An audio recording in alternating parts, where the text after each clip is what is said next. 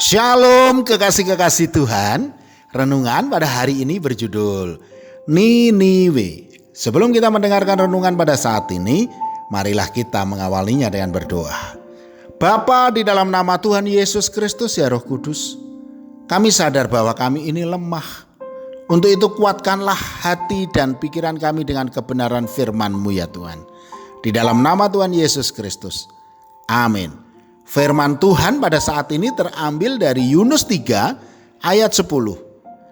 Ketika Allah melihat perbuatan mereka itu, yakni bagaimana mereka berbalik dari tingkah lakunya yang jahat, maka menyesallah Allah karena malapetaka yang telah dirancangkannya terhadap mereka, dan ia pun tidak jadi melakukannya.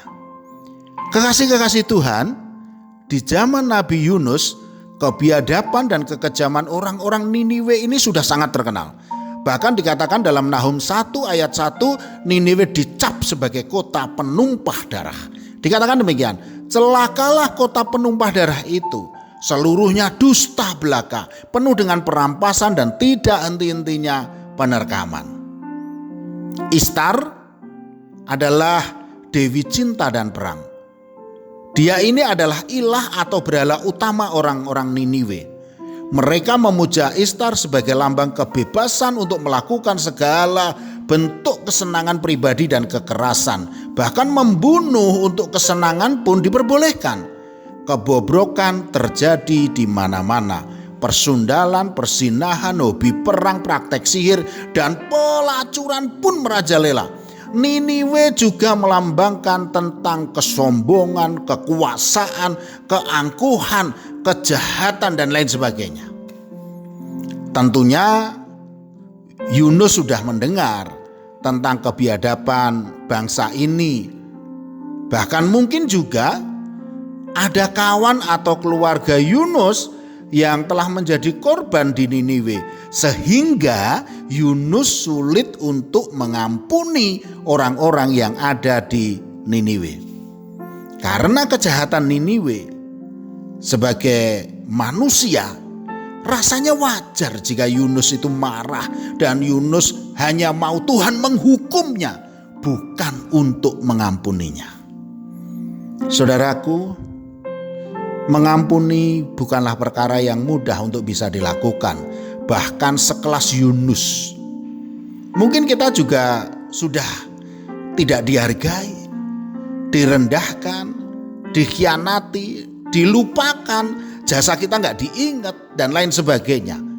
Rasa sakit yang kita rasakan ini sudah mengakar sangat dalam, sehingga rasa sakit itu sudah berubah menjadi rasa pahit.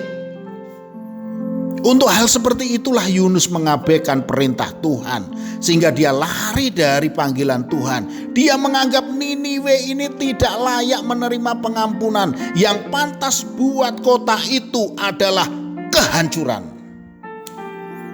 Namun ketika Yunus tidak mau mengampuni Niniwe dan dia lari dari panggilan Tuhan, justru mara bahaya, malapetaka, malah bencana, serta ancaman kematian dia dapatkan.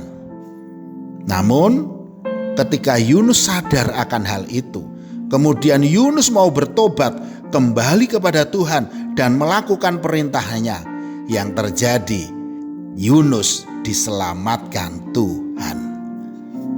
Kekasih-kekasih Tuhan, masing-masing kita punya dalam tanda kutip Niniwe sendiri yang membuat kita berat untuk melepaskan pengampunan. Namun kita harus ingat, saudaraku, sebenarnya kita juga tidak layak menerima pengampunan. Namun oleh karena kasih-Nya Tuhan sajalah mau memberi pengampunan kepada kita. Jadi setiap orang yang pernah menyakiti kita juga berhak untuk menerima pengampunan dari kita. Mari kita sama-sama berbesar hati untuk melepaskan pengampunan dan memberi kesempatan bagi orang-orang yang telah menyakiti kita untuk bertobat. Bagi mereka yang telah menyakiti hati kita, supaya mereka ini semua diberi keselamatan oleh Tuhan. Dikatakan dalam Matius 6 ayat 12, dan ampunilah kami akan kesalahan kami, seperti kami juga mengampuni orang yang bersalah kepada kami. Amin. Mari kita berdoa. Bapa, di dalam nama Tuhan Yesus Kristus ya Roh Kudus, mampukanlah kami untuk melepaskan pengampunan dan menebarkan kasih seperti yang sudah Engkau ajarkan kepada kami. Di dalam nama Tuhan Yesus Kristus. Amin. Selamat beraktivitas dan tetap semangat. Tuhan Yesus Kristus memberkati.